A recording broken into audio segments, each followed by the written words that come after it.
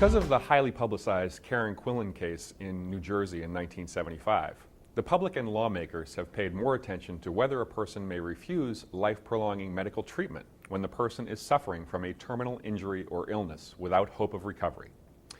Lawmakers have responded to public concern by enacting statutes which permit persons to make so-called living wills. A living will is a document by which a person makes known his or her desire and direction that medical professionals do not use measures to prolong his or her life in circumstances where they cannot hope to recover. Federal courts and most state courts have interpreted their constitutions to recognize a constitutional right of privacy, to be free from unwarranted governmental intrusion into matters affecting a person's fundamental rights. Courts have extended this right of privacy, even in the absence of statute, to allow a competent adult to refuse medical treatment that may prolong his or her life. Specifically, the Florida Supreme Court has ruled, in the absence of any statutory authorization, that the relatives of an incompetent and terminally ill patient could halt extraordinary medical treatment even without first getting court approval.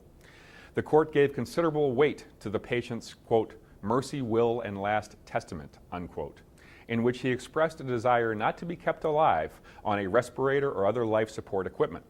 The patient had executed this statement almost 6 years before he entered the hospital, but while he was still competent. The Karen Quinlan case stirred the concerns and imaginations of the public. Quinlan was a 21-year-old woman who had stopped breathing for 2 15-minute periods, apparently because of drug and/or alcohol abuse. She fell into a deep coma and was attached to a medical apparatus which maintained her bodily functions and kept her alive in a New Jersey hospital.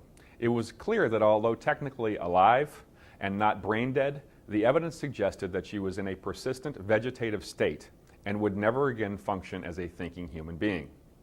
It was also clear that if her respirator were removed, she would die soon thereafter. Her father, a devout Catholic, sought guidance from the church. The church advised him that discontinuing the respirator would be a, quote, morally correct decision. He then sought to be appointed guardian of his daughter so he could order the hospital to terminate use of the respirator.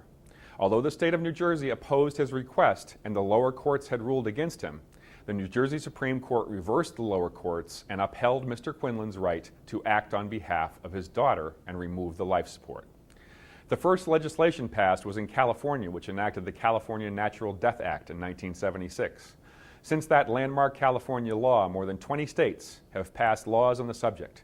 Because of the significant variation in these laws, the National Conference of Commissioners on Uniform State Laws has passed a uniform act entitled the, quote, Rights of the Terminally Ill Act, end quote, which has been enacted in more than half a dozen states. The act contains a suggested declaration directing a doctor to withhold or withdraw life-sustaining procedures if a person is, quote, in an incurable and irreversible condition that will result in death within a relatively short time, end quote. The act specifically provides that it should not be construed to condone, authorize, or approve mercy killing or euthanasia. This latter provision is designed to counter the objections of many who argue that proponents of living wills advocate mercy killing or euthanasia. So, you need a living will if you want to be the one who controls decisions about ending your life if you are ever unfortunate enough to wind up in a terminally ill state. While your state might have provisions for ending life support even in the absence of a living will, you should strongly consider drafting one or having a lawyer draft one for you to ensure your ability to control these decisions. Thank you very much. Have a nice afternoon.